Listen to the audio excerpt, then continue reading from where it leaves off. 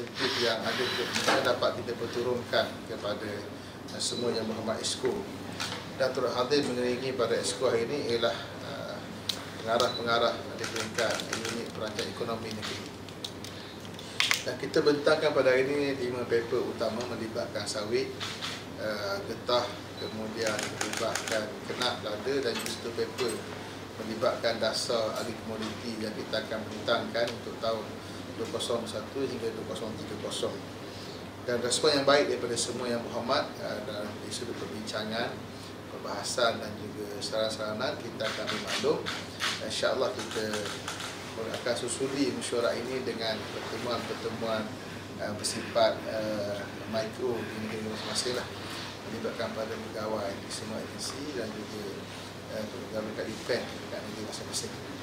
Dan mesyuarat pada hari ini sememangnya telah lama tak diaktifkan, mesyuarat antara Menteri dan juga Pertanian, dan saya berhasrat untuk mengekalkan tradisi mesyuarat ini sebanyak 3 kali dalam setahun sekurang-kurangnya, insya-Allah. Dan tahun 2021 ini adalah permulaan kita lah, selepas mana kita boleh mula bergerak dari sudut PKP-nya.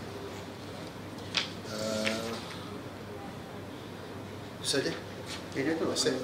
Datuk, apa cabaran utama kementerian untuk mendapatkan dan memperoleh kerjasama antara negeri ini bagi membangunkan sektor komoditi? Ya, pertama sekali peladangan ini melibatkan tanah, dan tanah adalah kuasa di bawah kerajaan negeri. Maka sangat pentinglah untuk kita bekerjasama. Dari sudut hubungan negeri persekutuan sangat rapat, tidak ada sebarang isu. Tapi yang menjadi cabarannya ialah melibatkan pada pekebun kecil untuk kita pastikan mereka ini mengikut dan juga secara rapat bersama dengan kementerian. Kita ambil contoh isu berkaitan dengan sawit. Isu yang bangkit adalah isu di mana tanaman sawit dibuat di tanah yang tidak, di tanah milik kerajaan yang belum diberi anugerah. Dan negeri juga bergerak untuk memberikan geran kepada mereka. Tetapi kalau tak ada kesan baik daripada pihak rakyat sendiri, maka dia tidak ke mana lah.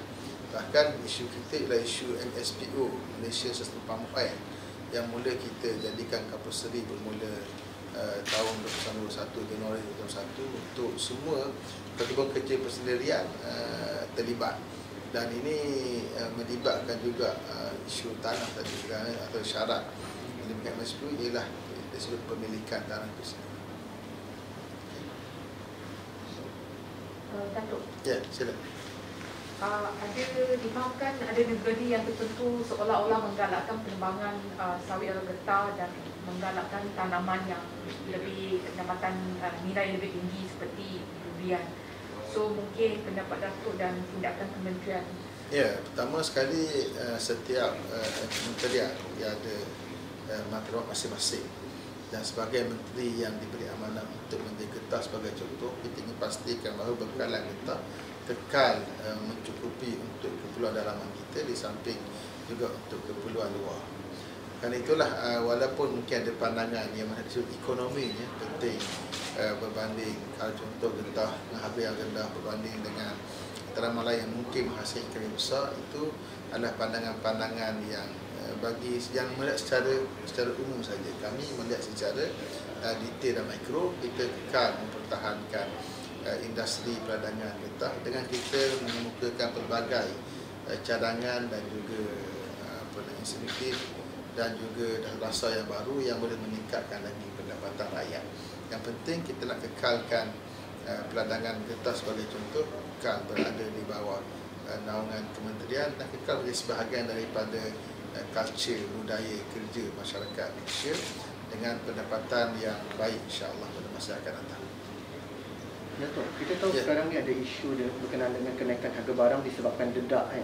Jadi sebelum ni Datuk pun ada berkata berkenaan dengan dedak isi rom sawit. Jadi bagaimana Datuk melihat, adakah ianya ada potensi untuk diperkembangkan atau dijual untuk pasaran tempatan? Ya, sebenarnya melibatkan sawit ini permintaannya tinggi di peringkat luar, sebab itulah kita berebut pasaran antara bekalan luar dengan bekalan tempatan. Dan saya sendiri di peringkat kementerian kita melihat perkara ini dengan serius.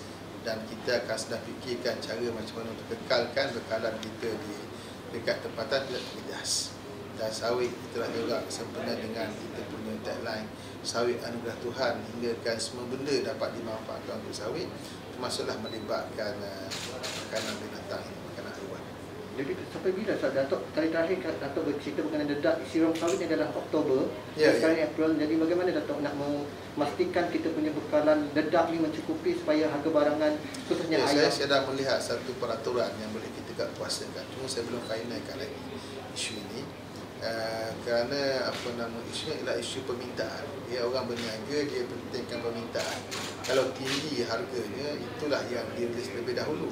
Jadi pasaran luar menjamin harga yang tinggi pada pasaran tempatan, dan kita juga meraihkan kepentingan perniagaan mereka, dan kita nak imbang antara kepentingan perniagaan dengan kepentingan bekalan tempatan itu sendiri. Sedang kita bincang di peringkat kementerian, dan nanti kita akan maklumkan baliklah apa yang finalnya, insya-Allah isu ini.